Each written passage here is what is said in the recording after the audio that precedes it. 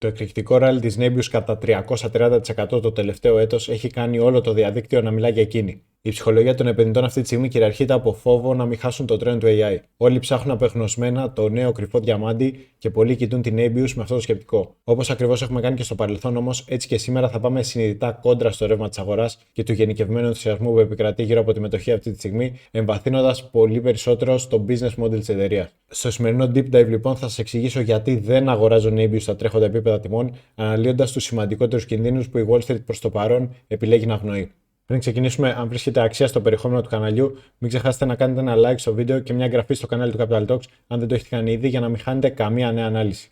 Επίσης, αν θέλετε να λάβετε πρόσβαση στο αρχείο αναλύσεων 300+ μετοχών και ETFs, καθώς και τη δυνατότητα να μπείτε στην κλειστή επενδυτική κοινότητά μας στο Discord με πάνω από 50 επενδυτές, όπου συζητάμε καθημερινά για οτιδήποτε επηρεάζει το χαρτοφυλάκιό μας, τσεκάρετε το Patreon. Το link θα το βρείτε στην περιγραφή και στο καρφιτσωμένο σχόλιο. Ξεκινάμε με λίγη ιστορία για την εταιρεία, η οποία άφησε οριστικά πίσω της το όνομα Yandex και προχώρησε σε ένα πλήρη νομικό και λειτουργικό διαχωρισμό από όλα τα ρωσικά περιουσιακά στοιχεία. Ο νέος όμιλος αναδιοργανώθηκε μεταφέροντας την επίσημη έδρα του στο Άμστερνταμ της Ολλανδίας, μια κίνηση που ήταν απαραίτητη για να μπορεί η μετοχή να ξαναδεί τα σαλόνια των δυτικών χρηματιστηρίων. Αυτή η αναδιοργάνωση λοιπόν προσέφερε στην Nebius μια φρέσκια θετική αφετηρία, καθώς η εταιρεία ξεκίνησε τη νέα της πορεία με ένα πλήρως καθαρό ισολογισμό, απαλλαγμένο από τα χρέη και τις νομικές υποχρεώσεις του παρελθόντος. Περνάμε τώρα στο επιχειρηματικό μοντέλο της εταιρείας για να καταλάβουμε πώς ακριβώς βγάζει χρήματα. Η Nebius δεν προσφέρει ένα κλασικό cloud storage ή κάποια φιλοξενία ιστοσελίδων όπως ξέραμε μέχρι σήμερα, αλλά δραστηριοποιείται αποκλειστικά στο GPU as a service. Αυτό σημαίνει ότι αγοράζει την πιο εξελιγμένη υπολογιστική ισχύ στον κόσμο και την νοικιάζει με την ώρα σε εταιρείες, ερευνητικά εργαστήρια και startups που θέλουν να εκπαιδεύσουν AI μοντέλα ή να τρέξουν AI εφαρμογές, αλλά δεν έχουν τα κεφάλαια να αγοράσουν τις δικές τους υποδομές.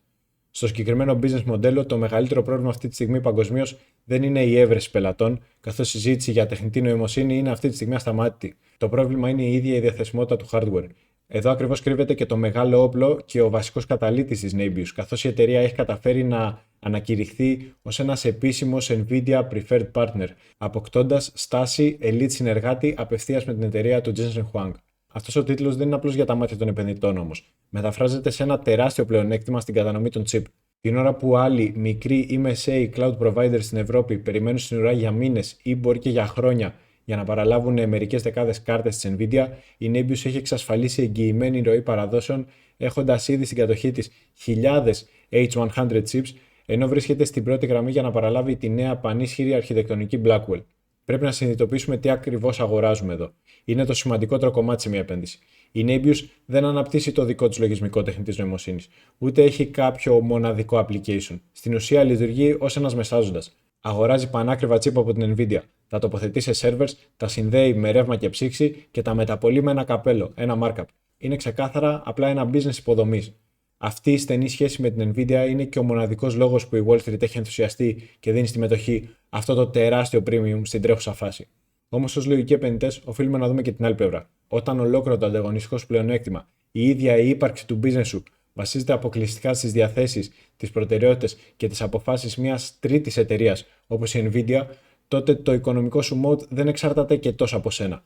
Στηρίζεις όλη την εταιρεία σου σε μια συμφωνία με ένα τρίτο παίχτη που, αν θέλει, τη λύγει αύριο. Ένα από τα πιο ισχυρά αφηγήματα που χρησιμοποιεί η Nebius για να προσελκύσει επενδυτές είναι το Sovereign AI ή αλλιώς η ψηφιακή κυριαρχία. Για να καταλάβουμε γιατί γίνεται τόσο χαμός, πρέπει να κοιτάξουμε την αγορά του cloud. Αυτή τη στιγμή η Ευρώπη είναι σχεδόν πλήρως εξαρτημένη από τους αμερικανικούς hyperscalers, δηλαδή από τη Microsoft με το Azure, από την Amazon με το AWS και από την Google με το Google Cloud. Κάτι τέτοιο προκαλεί έντονη νευρικότητα σε ευρωπαϊκές κυβερνήσεις και μεγάλους οργανισμούς που διαχειρίζονται ευαίσθητα δεδομένα. Η Nebius λοιπόν προσπαθεί να εκμεταλλευτεί αυτή την ανάγκη, έχοντας ως κεντρικό πυρήνα της και μεγάλο asset το ιδιόκτητο data center της στη Φιλανδία. Η υποδομή αυτή πρόκειται για μια υπερσύγχρονη εγκατάσταση που εκμεταλλεύεται το μόνιμο ψυχρό κλίμα της περιοχής για να εφαρμόσει τεχνικές φυσικής ψήξης, μειώνοντας έτσι δραματικά και τα λειτουργικά έξοδα. Όπως βλέπουμε όμως και στα επίσημα στοιχεία, η εταιρεία δεν περιορίζεται μόνο στη Φιλανδία. Έχει ήδη αρχίσει να επεκτείνει το αποτύπωμά της παγκόσμια, αναπτύσσοντας υποδομές σε αγορές κλειδιά όπως η Αμερική, η Γαλλία, η Αγγλία που δεν φαίνεται εδώ και η Ισλανδία. Βλέπουμε λοιπόν σημαντικό diversification. Από τη μία προσφέρει τοπικές υποδομές εντός Ευρώπης για συμμόρφωση με το GDPR και το EU AI Act, και από την άλλη τη βλέπουμε να απλώνεται παγκόσμια για να πιάσει πελάτες σε Αμερική και Αγγλία. Η γρήγορη γεωγραφική εξάπλωση της Nebius είναι πολύ βασικό θεμέλιο του bull case της μετοχής και ο λόγος που πολλοί πιστεύουν ότι μπορεί να εξελιχθεί σε έναν αξιοσημείωτο παίκτη. Αν τα πράγματα σταματούσαν εδώ, η μετοχή θα φάνταζε ιδανική και θα ήταν μια πολύ καλή επένδυση. Όμως, αυτή η επιθετική παγκόσμια επέκταση σε τόσες διαφορετικές χώρες ταυτόχρονα, αντί για ασφάλεια, ανοίγει και την πόρτα για έναν βίαιο ανταγωνισμό και μια τεράστια οικονομική παγίδα που οι περισσότεροι retail επενδυτές δεν μπορούν να δουν ή αγνοούν. Ήρθε η ώρα όμως να προσγειωθούμε λίγο στην πραγματικότητα. Η Nebius δεν λειτουργεί σε ένα κλάδο χωρίς κανέναν ανταγωνιστή. Αντίθετα, μπαίνει μέσα σε μια αρένα όπου καλείται να πολεμήσει με τις μεγαλύτερες εταιρείες του πλανήτη. Οι λεγόμενοι hyperscalers, δηλαδή η Microsoft, η Amazon και η Google, διαθέτουν δισεκατομμύρια σε μετρητά, χτίζουν data centers με ρυθμούς που καμία μικρή εταιρεία δεν μπορεί να ακολουθήσει και το κυριότερο, έχουν ήδη εγγεγραμμένη τη συντριπτική πλειοψηφία των επιχειρήσεων του πλανήτη στις δικές τους πλατφόρμες. Ταυτόχρονα, η Nebius δεν είναι καν ο μοναδικός εξειδικευμένος παίκτης που προσφέρει GPUs as a service. Στην Αμερική υπάρχουν εταιρείες όπως η CoreWeave και η Lambda Labs, οι οποίες χρηματοδοτούνται με τρομακτικά κεφάλαια από τα ισχυρότερα venture capital στη Silicon Valley και την ίδια την Nvidia, έχοντας ήδη αποκτήσει τεράστιο σπρώξιμο σε μέγεθος και σε αναγνωρισιμότητα. Η αγορά λοιπόν των AI Clouds είναι ήδη γεμάτη από παίκτες που προσπαθούν να κάνουν ακριβώς το ίδιο πράγμα, να αγοράσουν κάρτες από την Nvidia και να τις νοικιάσουν. Εδώ ακριβώς κρύβεται και το μεγαλύτερο ρίσκο για το μέλλον της εταιρείας, η απειλή της εμπορευματοποίησης, του commoditization. Για μια startup ή μια επιχείρηση που θέλει να εκπαιδεύσει ένα μοντέλο τεχνητής νοημοσύνης, μια GPU H100 ή μια Blackwell της Nvidia, αποδίδει ακριβώς το ίδιο με την ίδια ταχύτητα και την ίδια αρχιτεκτονική, είτε την νοικιάσει από τη Microsoft, είτε από την CoreWeave, είτε από την Nebius, είτε από μένα. Δεν υπάρχει κανένα απολύτως brand loyalty, καμία μοναδική αποκλειστική τεχνολογία και κανένα mode που κρατάει τον πελάτη δεμένο στην Nebius πέρα από το ποιος μπορεί να προσφέρει τη χαμηλότερη τιμή και την πιο υψηλή διαθεσιμότητα. Αυτή η έλλειψη διαφοροποίησης θα μας οδηγήσει μαθηματικά σε ένα πόλεμο τιμών εφιάλτη για τα περιθώρια κέρδους της εταιρείας. Σήμερα, επειδή τα chip της Nvidia είναι δισεύρετα και υπάρχει τεράστια έλλειψη στην αγορά, οι τιμές ενοικίασης βρίσκονται στα ύψη και τα περιθώρια κέρδους της Nebius φαίνονται προσωρινά εξαιρετικά. Τι θα συμβεί όμως σε 1, 2 ή 3 χρόνια όταν η παραγωγή της Nvidia σταθεροποιηθεί ή όταν οι AMD και η Intel καταφέρουν να ρίξουν στην αγορά δικές τους ανταγωνιστικές εναλλακτικές σε μεγάλους όγκους? Θα σας πω εγώ τι θα γίνει. Η προσφορά υπολογιστικής ισχύως στην αγορά θα συνεχίσει να εκτοξεύεται και αργά ή γρήγορα θα καλύψει ή θα ξεπεράσει τη ζήτηση.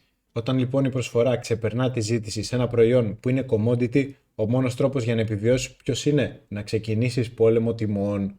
Αν η τιμή νοικίας ανά ώρα για μια GPU καταρρεύσει κατά 30 ή 40%, ολόκληρο το business model της Nebius και οι προβλέψεις των αναλυτών θα πάνε κατευθείαν στον κάδο.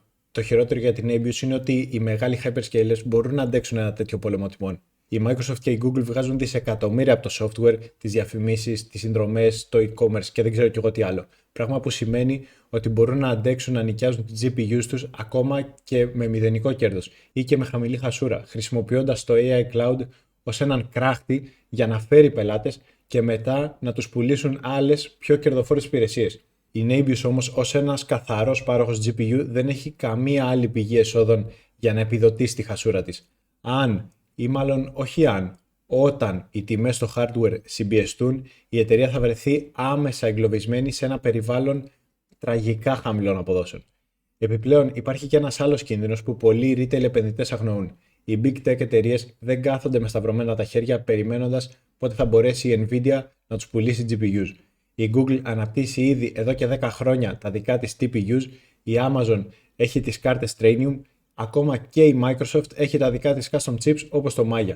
Όσο λοιπόν οι hyperscalers ανεξαρτοποιούνται από την Nvidia χρησιμοποιώντας το δικό τους εσωτερικό hardware, τόσο θα μειώνεται και το κόστος τους, αφήνοντας τις εταιρείες όπως την Nebius πλήρως εκτεθειμένες και εξαρτημένες από τις υψηλές τιμές της Nvidia, ανίκανες να ανταγωνιστούν σε επίπεδο κόστους. Ένα από τα πιο υποτιμημένα ρίσκα, το οποίο δεν αποτυπώνεται εύκολα στους απλούς αριθμούς ενός τριμήνου, είναι η ποιότητα και η συγκέντρωση του πελατολογίου της εταιρείας. Για να καταλάβουμε ποιοι πραγματικά γεμίζουν τα ταμεία της Nebius σήμερα, πρέπει να αναρωτηθούμε ποιοι είναι αυτοί οι πελάτες που νοικιάζουν τις χιλιάδες GPUs της.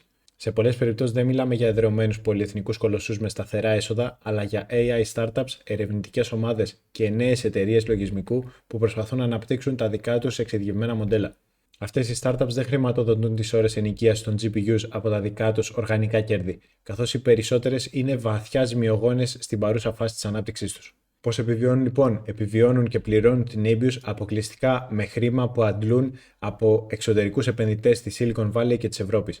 Αυτό σημαίνει ότι τα έσοδα της Nebius είναι άμεσα συνδεδεμένα με τη διάθεση των επενδυτών αυτών να συνεχίσουν να ρίχνουν δισεκατομμύρια σε οτιδήποτε έχει τη λέξη AI πάνω, δημιουργώντας μια για εμένα εύθραυστη ζήτηση. Εδώ έρχεται στην κουβέντα και μεγάλη φοβία για τη φούσκα των startups. Αν το AI hype αρχίσει να ξεφουσκώνει έστω και λίγο, αν για παράδειγμα οι επιχειρήσεις και οι τελικοί καταναλωτές δεν υιοθετήσουν τις AI εφαρμογές με τους ρυθμούς που περιμένει η Wall Street, τα venture capitals και οι επενδυτές θα κόψουν άμεσα και τη χρηματοδότηση, ζητώντας πλέον κερδοφορία και όχι υποσχέσεις. Μόλις λοιπόν στερέψει αυτό το εύκολο χρήμα, δεκάδες από τις startups που νοικιάζουν υπολογιστική ισχύ από την Nebius θα βρεθούν με δεμένα τα χέρια και θα βάλουν λουκέτο μέσα σε λίγους μήνες. Μια τέτοια εξέλιξη θα προκαλέσει ένα ντόμινο μαζικών defaults, δηλαδή απλήρωτων συμβολέων. Οι εταιρείες θα έχουν κάνει λογαριασμό και δεν θα έχουν τον τρόπο να τον πληρώσουν. Κάτι τέτοιο θα χτυπήσει απευθείας στον ισολογισμό της Nebius. Η εταιρεία κινδυνεύει να βρεθεί ξαφνικά με απλήρωτα τιμολόγια εκατομμυρίων όταν το AI hype ηρεμήσει. Όταν λοιπόν έχεις επενδύσει δισεκατομμύρια για να αγοράσεις hardware και να στήσεις τέτοιες υποδομές, η χειρότερη δυνατή εξέλιξη είναι οι GPU σου να κάθονται σβηστές επειδή οι πελάτες σου χρεοκόπησαν, την ώρα που οι δικές σου πάγιες υποχρεώσεις και τα λειτουργικά έξοδα τρέχουν κανονικά. Αυτή η εξέλιξη διαφοροποίησης προς σταθερούς εταιρικούς πελάτες είναι που κάνει και την Nebius πολύ πιο ευάλωτη σε σχέση με τους μεγάλους hyperscalers. Και θα μου πείτε πως έχουν αρχίσει να υπογράφουν συμβόλαια με τους hyperscalers. Κάτι που είναι όντως πολύ θετικό, όμως είναι κάτι μελλοντικό, όχι κάτι που συμβαίνει σήμερα. Η Microsoft ή το AWS έχουν στο πελατολόγιο τους το 80% των μεγαλύτερων παραδοσιακών εταιρεών στον κόσμο, οι οποίες διαθέτουν τεράστια ταμιακά αποθέματα για να αντέξουν μια κρίση και χρησιμοποιούν το cloud για καθημερινές βασικές λειτουργίες, όχι μόνο για AI training. Η Nebius, κυνηγώντας το γρήγορο και ρισκοβόρο κέρδος του AI training και των startups, αναλαμβάνει και ένα τεράστιο πιστωτικό ρίσκο, το οποίο η αγορά θεωρώ αποτυγχάνει να τιμολογήσει σωστά στην τρέχουσα τιμή της μετοχής. Μπαίνουμε τώρα στο πιο βαθύ, ουσιαστικό και καθαρά χρηματοοικονομικό πρόβλημα αυτού του business μοντέλου, το οποίο αποτελεί και το κυριότερο λόγο της άρνησής μου να αγοράσω τη μετοχή. Τον ασταμάτητο και βίαιο φαύλο κύκλο του CAPEX.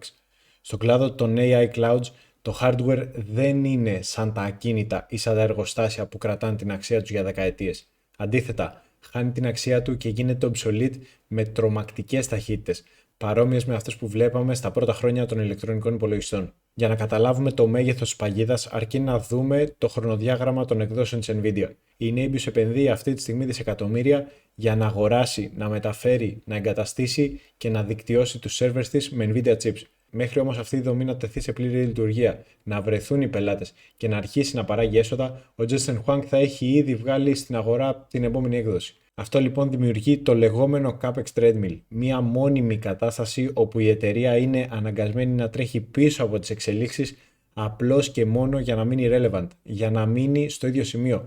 Είναι σαν το διάδρομο που τρέχεις για να μην φύγεις πίσω. Οι πελάτες που εκπαιδεύουν AI μοντέλα είναι εξαιρετικά απαιτητικοί και σχεδόν πάντα θέλουν το πιο γρήγορο, το πιο αποδοτικό και το πιο σύγχρονο chip της αγοράς για να μειώσουν το δικό τους χρόνο εκπαίδευσης. Μόλις λοιπόν η Nvidia βγάλει το επόμενο μοντέλο, η εμπορική αξία των προηγούμενων GPUs, όπως των H100 ή ακόμα και των πρώτων Blackwell, θα υποστεί άμεσα και πτώση, αναγκάζοντας λοιπόν την Nebius να ρίξει τις τιμές της ενοικίασης και να πάει να αγοράσει τα καινούρια chip. Αν κοιτάξουμε μόνο την κατάσταση των αποτελεσμάτων της Nebius, τα νούμερα μπορεί να φαίνονται εξαιρετικά και η εταιρεία να παρουσιάζει μια καθαρή κερδοφορία με βάση τα έσοδα αναμετοχή. Αυτό συμβαίνει γιατί λογιστικά το κόστος αγοράς των GPUs δεν αφαιρείται όλο μαζί την πρώτη μέρα, αλλά μοιράζεται σε βάθος 3 ή 5 ετών. Η πραγματικότητα όμως κρύβεται στην κατάσταση των ταμιακών ροών. Εκεί θα δεις ότι το free cash flow, δηλαδή το πραγματικό χρήμα που μένει στο ταμείο αφού πληρωθούν όλες οι υποχρεώσεις και οι επενδύσεις, είναι μόνιμα αρνητικό ή κολλημένο κοντά στο 0. Η εταιρεία λοιπόν αναγκάζεται να παίρνει το 100% των κερδών της και να το ξαναρίχνει αμέσως στην αγορά νέου hardware, απλώς και μόνο για να μην μείνει πίσω από τον ανταγωνισμό και μετατραπούν τα data center της σε μια αποθήκη με ξεπερασμένα chip.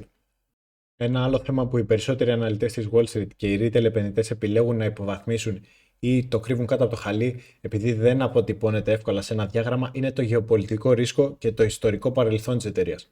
όσο κι αν η Nebius προσπαθεί σήμερα να πλασαριστεί ως μια καινούρια αμιγώς ευρωπαϊκή δύναμη με έδρα την Ολλανδία, η αλήθεια είναι ότι, όπως είπαμε και στην αρχή του βίντεο, διαχωρίστηκε από την Yandex, την εταιρεία που για χρόνια αποκαλούσε ο κόσμος το ρωσικό Google.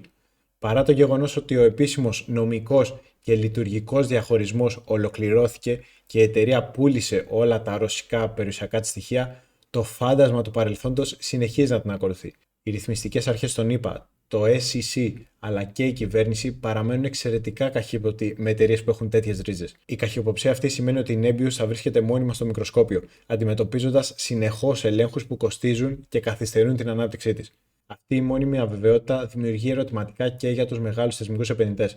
Τα μεγάλα αμερικανικά και ευρωπαϊκά funds, τα συνταξιοδοτικά ταμεία και οι παραδοσιακοί διαχειριστές κεφαλαίων έχουν πολύ αυστηρά κριτήρια διαχείρισης ρίσκου. Ακόμα και αν βλέπουν την εντυπωσιακή ανάπτυξη του GPU Cloud, πολλοί από αυτούς αρνούνται κατηγορηματικά να αγγίξουν τέτοιες μετοχές, ακριβώς επειδή δεν θέλουν να αναλάβουν ούτε το 1% του γεωπολιτικού ρίσκου. Χωρίς λοιπόν τη στήριξη αυτών των μεγάλων χαρτοφυλακίων, η μετοχή στερείται από μια σημαντική σταθερότητα και μια μακροπρόθεσμη αγοραστική δύναμη. Το χειρότερο σε αυτή την ιστορία είναι ότι εμείς, ως απλοί επενδυτές, είμαστε απροστάτευτοι απέναντι σε τέτοιες πολιτικές αποφάσεις. Δεν μπορούμε να κάνουμε τίποτα.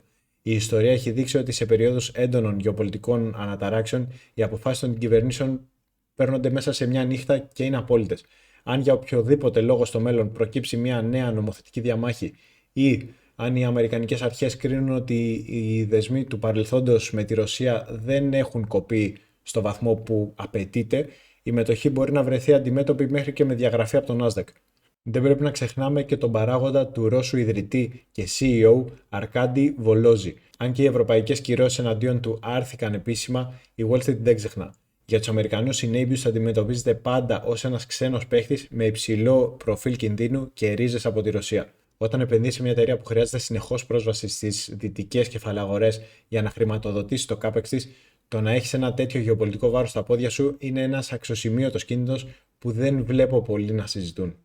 Αν κοιτάξει κανείς τα οικονομικά στοιχεία, τα έσοδα των τελευταίων 12 μηνών διαμορφώνονται στα $878 εκατομμύρια, παρουσιάζοντας μια εκρηκτική, σοκαριστική άνοδο της τάξης του 490%.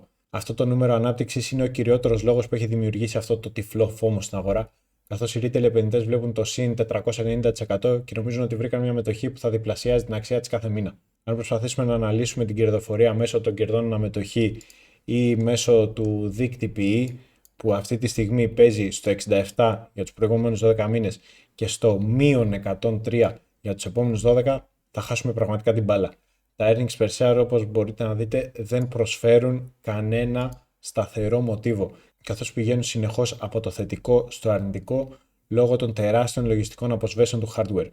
Επομένως, ο πιο αντιπροσωπευτικός δείκτης για να αξιολογήσουμε και να συγκρίνουμε την Nebius σήμερα είναι ο δείκτης Price to Sales. Αυτή τη στιγμή ο δείκτης Price to Sales της Nebius βρίσκεται στο εξωφρενικό 62. Για να καταλάβετε τι σημαίνει αυτό, πληρώνετε τη μετοχή 62 φορές πάνω από τις ετήσιες πωλήσεις της, όχι τα κέρδη, τις πωλήσεις, το τζίρο.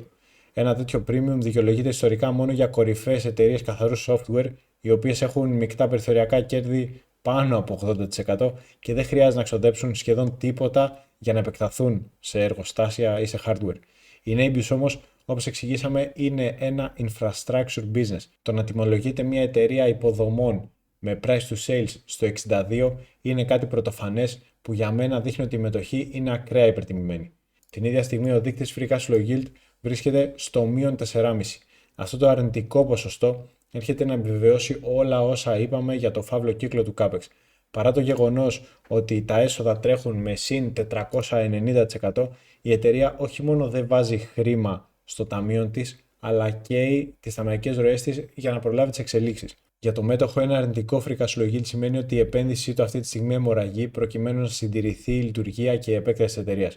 Πάμε όμως να δούμε και τον ισολογισμό, όπου η εταιρεία διαθέτει, όπως μπορούμε να δούμε, $9,3 δισεκατομμύρια σε μετρητά, αλλά ταυτόχρονα κουβαλάει και $8,43 δισεκατομμύρια σε χρέος. Αν και το καθαρό ταμείο παραμένει προσωρινά θετικό, η απόσταση ανάμεσα στα μετρητά και στις υποχρεώσεις είναι πολύ μικρή και σύντομα αυτά τα μετρητά θα κάνουν φτερά και θα μπουν απευθείας στα ταμεία της Nvidia. Επειδή λοιπόν το τρέχον ταμείο και τα σημερινά έσοδα δεν επαρκούν για να χρηματοδοτήσουν αιώνια το CAPEX treadmill και επειδή τα χρέη είναι ήδη στα ύψη, η διοίκηση της Navios θα αναγκαστεί αργά ή γρήγορα να βρει νέα κεφάλαια. Και ποιος είναι ο πιο εύκολος τρόπος για μια εταιρεία με υπερτιμημένη μετοχή να βρει δισεκατομμύρια? Να τυπώσει και να εκδώσει νέες μετοχές στην αγορά. Κάθε φορά που η Navios θα τυπώνει νέες μετοχές για να αγοράσει chips, το δικό σας ποσοστό ιδιοκτησίας της εταιρείας θα μικραίνει, τρώγοντας αθόρυβα την πραγματική αξία της επένδυσής σας. Στην Navios είναι ακατόρθωτο να τρέξουμε DCF μοντέλα για να προβλέψουμε την τιμή της μετοχής στο μέλλον. Γιατί πρώτον, οι προβλέψεις σε αυτόν τον κλάδο αλλάζουν από τη μία μέρα στην άλλη και δεύτερον, τα έσοδα αναμετοχή είναι πάρα πολύ απρόβλεπτα όπως είδαμε. Πάμε λοιπόν κατευθείαν στην ουσία. Αρχικά, κανείς δεν μπορεί να αρνηθεί ότι η Navios παρουσιάζει μια τρομερή, σοκαριστική ανάπτυξη στα έσοδά της. Αυτό είναι γεγονός. Μάλιστα, για να σας προλάβω, σίγουρα θα βρεθεί κάποιος να γράψει κάτω στα σχόλια ότι υπάρχουν προβλέψεις αναλυτών που δείχνουν ότι η εταιρεία μπορεί να έχει 60πλασιάσει το τζίρο της μέσα στα επόμενα 5 χρόνια. Το γνωρίζω αυτό το νούμερο, είναι όντως εντυπωσιακό και είναι ακριβώς αυτό που τροφοδοτεί και το hype. Όμως, για μένα όλα αυτά τα δομικά αρνητικά στοιχεία που συζητάμε τόση ώρα δεν αλλάζουν. Αντίθετα, παραμένουν τεράστια red flags που με κρατούν μακριά παρά την εκρηκτική αναμενόμενη άνοδο. Αυτό λοιπόν που με τρομάζει προσωπικά με τις small cap cloud εταιρείες όπως η Navios είναι το χρέος και ο φαύλος κύκλος στον οποίο αναγκάζονται να μπουν. Για να καταφέρουν να έχουν έσοδα και να πάνε τα οικονομικά τους στοιχεία εκεί ακριβώς που αναμένει η αγορά, δηλαδή να κυνηγήσουν αυτούς τους εξωπραγματικούς στόχους, πρέπει να βρίσκουν συνεχώς βουνά χρημάτων, φορτώνοντας τον ισολογισμό τους είτε με χρέος είτε προχωρώντας σε συνεχές dilution και γενικότερα ματώνοντας με κάθε πιθανό τρόπο. Και γιατί όλη αυτή η χασούρα? Για έναν και μόνο σκοπό. Για να αγοράζουν στην τελική μηχανήματα και microchips που είναι άκρως αναλώσιμα και χάνουν τελείως την αξία τους μέσα σε ελάχιστα χρόνια. Το cloud είναι ένα εξαιρετικά ακριβό σπορ και θεωρώ πως ο μεγάλος αργά ή γρήγορα θα φάει τον μικρότερο. Θα τον πετάξει έξω από την αγορά και θα τον στραγγίξει εντελώς από ρευστότητα. Για να καταλάβετε το μέγεθος του προβλήματος, σκεφτείτε ότι ακόμα και οι ίδιοι οι hyperscalers, εταιρείες με ασύλληπτα free cash flows, έχουν αρχίσει να ξεμένουν από χρήματα λόγω των αναγκών του AI. Φτάσαμε στο σημείο να βλέπουμε εταιρείες όπως η Google και ίσως και η Meta να σηκώνουν δάνεια και να κόβουν μετοχές για να μπορέσουν να συνεχίσουν με το δικό τους CAPEX. Αν λοιπόν αυτά τα θηρία πιέζονται οικονομικά για να αντέξουν το ρυθμό των επενδύσεων, εμένα μου δημιουργεί ένα μεγάλο ερώτημα που θα ήθελα να προβληματίσει και εσάς. Πόσο ακόμη θα μπορούν οι μικρές εταιρείες σαν την Navios να τρέξουν αυτό το μαραθώνιο ενάντια σε τέτοια ταμεία? Αυτό μένει να το δούμε στην πράξη. Για όλους λοιπόν αυτούς τους λόγους παραμένω μακριά από τη μετοχή της Navios. Επειδή θέλω να είμαι και εγώ στον κλάδο του cloud, προτίμησα το πολύ πιο σίγουρο play των hyperscalers με την επένδυσή μου σε Google, Amazon και Meta. Επιλέγω να μην ρισκάρω το κεφάλαιό μου σε μια εταιρεία παγιδευμένη σε αυτό το rat race. Αν βρήκατε αξία σε αυτήν την ανάλυση, ακόμα και αν διαφωνείτε και σας χάλασε λιγάκι τη σούπα, αφήστε ένα like στο βίντεο και κάντε μια εγγραφή στο Capital Talks για να στηρίξετε την προσπάθεια και να μην χάσετε κανένα νέο βίντεο. Θέλω επίσης να μου πείτε, έχετε την Navios στη λίστα παρακολούθησής σας, έχετε αγοράσει ή πιστεύετε και εσείς ότι κρύβει μια τεράστια παγίδα για τους retail επενδυτές? Γράψτε μου κάτω στα σχόλια. Απαντάω και συζητάω με όλους σας. Αν θέλετε πρόσβαση στο αρχείο αναλύσεων 300+ μετοχών και ETFs, καθώς και να μπείτε στην κλειστή επενδυτική μας κοινότητα με πάνω από 50 επενδυτές που συζητάμε καθημερινά για οτιδήποτε επηρεάζει τα χαρτοφυλάκια μας, τσεκάρετε το Patreon. Το link είναι κάτω στην περιγραφή και στο καρφιτσωμένο σχόλιο. Σας περιμένω εκεί. Το βίντεο φυσικά δεν ήταν επενδυτική συμβουλή και εκφράζει μονάχα τις προσωπικές μου απόψεις. Κάντε πάντα τη δική σας έρευνα. Σας ευχαριστώ που μείνατε μέχρι το τέλος. Μέχρι την επόμενη φορά. Καλά κέρδη.